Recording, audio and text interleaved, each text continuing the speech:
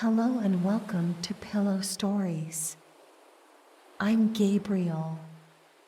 Since you are here, let me tell you a story to comfort you and help you sleep.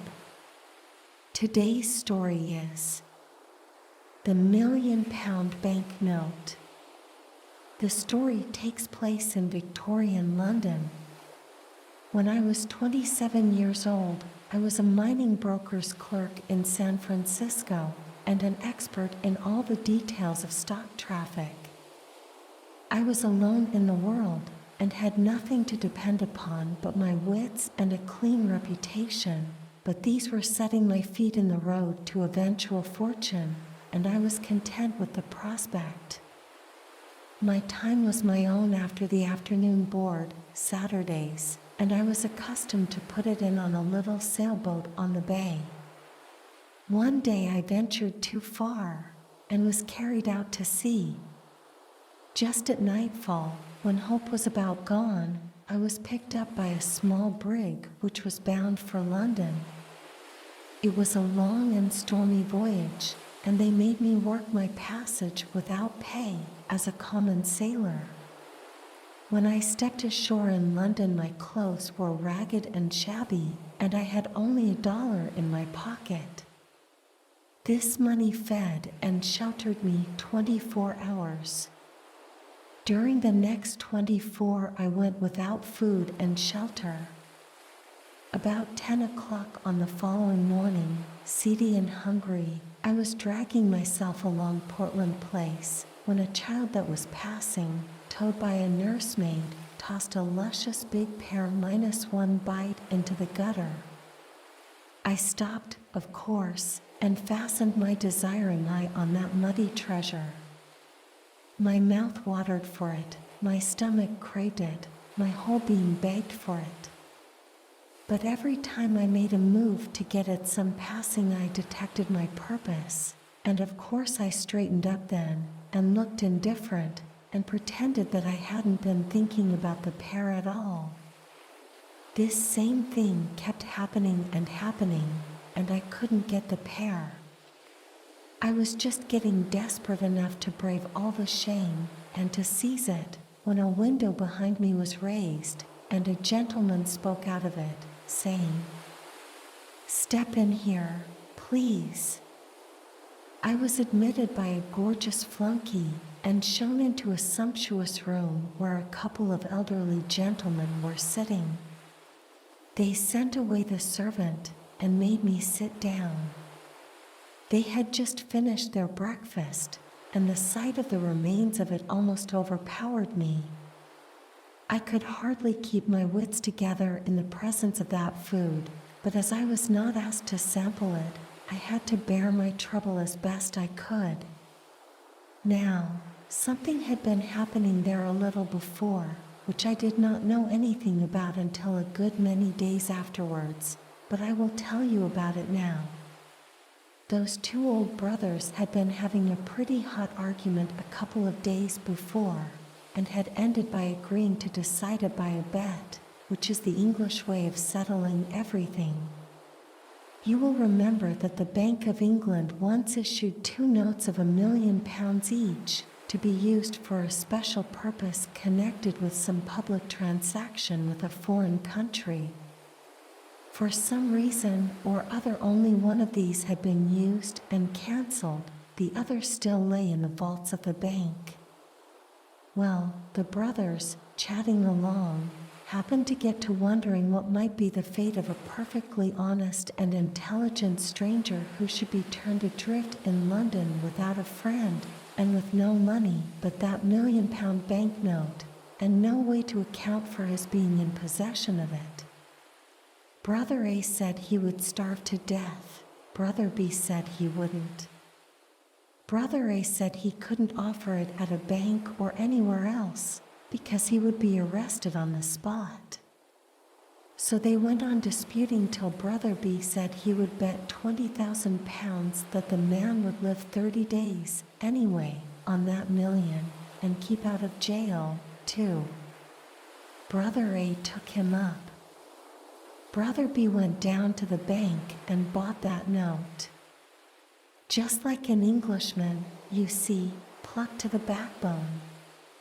Then he dictated a letter, which one of his clerks wrote out in a beautiful round hand, and then the two brothers sat at the window a whole day watching for the right man to give it to. They saw many honest faces go by that were not intelligent enough, many that were intelligent, but not honest enough, many that were both, but the possessors were not poor enough, or, if poor enough, were not strangers. There was always a defect, until I came along, but they agreed that I filled the bill all around, so they elected me unanimously, and there I was now waiting to know why I was called in. They began to ask me questions about myself, and pretty soon they had my story. Finally, they told me I would answer their purpose. I said I was sincerely glad and asked what it was. Then one of them handed me an envelope and said I would find the explanation inside. I was going to open it, but he said no, take it to my lodgings and look it over carefully and not be hasty or rash. I was puzzled and wanted to discuss the matter a little further, but they didn't, so I took my leave, feeling hurt and insulted to be made the butt of what was apparently some kind of a practical joke, and yet obliged to put up with it, not being in circumstances to resent affronts from rich and strong folk. I would have picked up the pear now and eaten it before all the world, but it was gone, so I had lost that by this unlucky business, and the thought of it did not soften my feeling towards those men. As soon as I was out of sight of that house, I opened my envelope and saw that it contained money. My opinion of those people changed, I can tell you. I lost not a moment, but shoved note and money into my vest pocket and broke for the nearest cheap eating house. Well, how I did eat! When at last I couldn't hold any more, I took out my money and unfolded it, took one glimpse and nearly fainted. $5 million. Why, it made my head swim. I must have sat there stunned and blinking at the note as much as a minute before I came rightly to myself again. The first thing I noticed, then, was the landlord. His eye was on the note, and he was petrified. He was worshipping with all his body and soul, but he looked as if he couldn't stir hand or foot. I took my cue in a moment and did the only rational thing there was to do. I reached the note towards him and said, carelessly, "Give me the change, please." Then he was restored to his normal condition and made 1,000 apologies for not being able to break the bill, and I couldn't get him to touch it. He wanted to look at it and keep on looking at it. He couldn't seem to get enough of it to quench the thirst of his eye, but he shrank from touching it as if it had been something too sacred for poor common clay to handle. I said, "I am sorry if it is an inconvenience, but I must insist. Please change it. I haven't anything else." But he said that wasn't any matter. He was quite willing to let the trifle stand over till another time. I said I might not be in his neighborhood again for a good while, but he said it was of no consequence. He could wait, and, moreover, I could have anything I wanted any time I chose, and let the account run as long as I pleased. He said he hoped he wasn't afraid to trust as rich a gentleman as I was, merely because I was of a merry disposition, and chose to play larks on the public in the matter of dress. By this time another customer was entering, and the landlord hinted to me to put the monster out of sight, Then he bowed me all the way to the door, and I started straight for that house and those brothers to correct the mistake which had been made before the police should hunt me up and help me do it. I was pretty nervous, in fact, pretty badly frightened, though, of course, I was no way in fault, but I knew men well enough to know that when they find they've given a tramp a £1,000,000 bill when they thought it was a £1, they are in a frantic rage against him instead of quarreling with their own nearsightedness, as they ought. As I approached the house, my excitement began to abate, for all was quiet there, which made me feel pretty sure the blunder was not discovered yet. I rang. The same servant appeared. I asked for those gentlemen. They are gone. This in the lofty, cold way of that fellow's tribe. Gone? Gone where? On a journey. But whereabouts? To the continent, I think. The continent? Yes, sir. Which way, by what route? I can't say, sir. When will they be back? In a month, they said. A month? Oh, this is awful. Give me some sort of idea of how to get a word to them. It's of the last importance. I can't, indeed. I've no idea where they've gone, sir. Then I must see some member of the family. Family's away, too, been abroad months in Egypt and India, I think. Man, there's been an immense mistake made. They'll be back before night. Will you tell them I've been here, and that I will keep coming till it's all made right, and they needn't be afraid? I'll tell them if they come back, but I am not expecting them. They said you would be here in an hour to make inquiries, but I must tell you it's all right. They'll be here on time and expect you. So I had to give it up and go away. What a riddle it all was. I was like to lose my mind.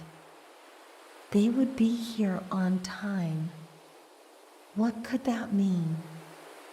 Oh, the letter would explain, maybe. I had forgotten the letter. I got it out and read it. This is what it said. You are an intelligent and honest man, as one may see by your face. We conceive you to be poor and a stranger. Enclosed you will find a sum of money. It is lent to you for 30 days, without interest. Report at this house at the end of that time.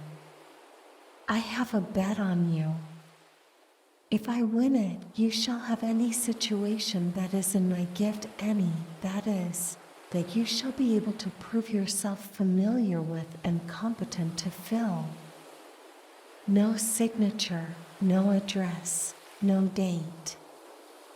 Well, here was a coil to be in. You were posted on what had preceded all this, but I was not. It was just a deep, dark puzzle to me. I hadn't the least idea what the game was, nor whether harm was meant me or kindness. I went into a park and sat down to try to think it out and to consider what I had best do. At the end of an hour, my reasonings had crystallized into this verdict. Maybe those men mean me well. Maybe they mean me ill. No way to decide that, let it go. They've got a game or a scheme or an experiment of some kind on hand. No way to determine what it is, let it go. There's a bet on me. No way to find out what it is, let it go. That disposes of the indeterminable quantities. The remainder of the matter is tangible, solid, and may be classed and labeled with certainty. If I ask the Bank of England to place this bill to the credit of the man it belongs to, they'll do it, for they know him, although I don't, but they will ask me how I came in possession of it, and if I tell the truth, they'll put me in the asylum, naturally, and a lie will land me in jail. The same result would follow if I tried to bank the bill anywhere or to borrow money on it. I have got to carry this immense burden around until those men come back, whether I want to or not. It is useless to me, as useless as a handful of ashes, and yet I must take care of it and watch over it while I beg my living. I couldn't give it away if I should try, for neither honest citizen nor highwayman would accept it or meddle with it for anything. Those brothers are safe. Even if I lose their bill or burn it, they are still safe because they can stop payment and the bank will make them whole. But meantime, I've got to do a month's suffering without wages or profit unless I help win that bet, whatever it may be, and get that situation that I am promised. I should like to get that. Men of their sort have situations in their gift that are worth having. I got to thinking a good deal about that situation.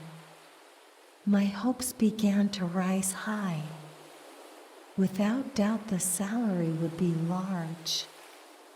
It would begin in a month. After that, I should be all right. Pretty soon, I was feeling first rate. By this time, I was tramping the streets again. The sight of a tailor shop gave me a sharp longing to shed my rags and to clothe myself decently once more. Could I afford it?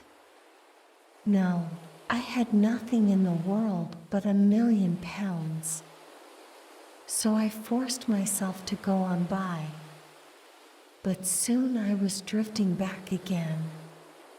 The temptation persecuted me cruelly. I must have passed that shop back and forth 6 times during that manful struggle. At last I gave in. I had to. I asked if they had a misfit suit that had been thrown on their hands. The fellow I spoke to nodded his head towards another fellow and gave me no answer. I went to the indicated fellow, and he indicated another fellow with his head, and no words. I went to him, and he said, "Tend to you presently." I waited till he was done with what he was at. Then he took me into a back room and overhauled a pile of rejected suits and selected the rattiest one for me. I put it on. It didn't fit and wasn't in any way attractive, but it was new, and I was anxious to have it, so I didn't find any fault, but said, with some diffidence, "It would be an accommodation to me if you could wait some days for the money. I haven't any small change about me." The fellow worked up a most sarcastic expression of countenance and said, "Oh, you haven't? Well, of course, I didn't expect it. I'd only expect gentlemen like you to carry large change." I was nettled and said, "My friend, you shouldn't judge a stranger always by the clothes he wears. I am quite able to pay for this suit. I simply didn't wish to put you to the trouble of changing a large note. Thank you for listening. I hope you are asleep by now. If not, you can continue the story in part 2.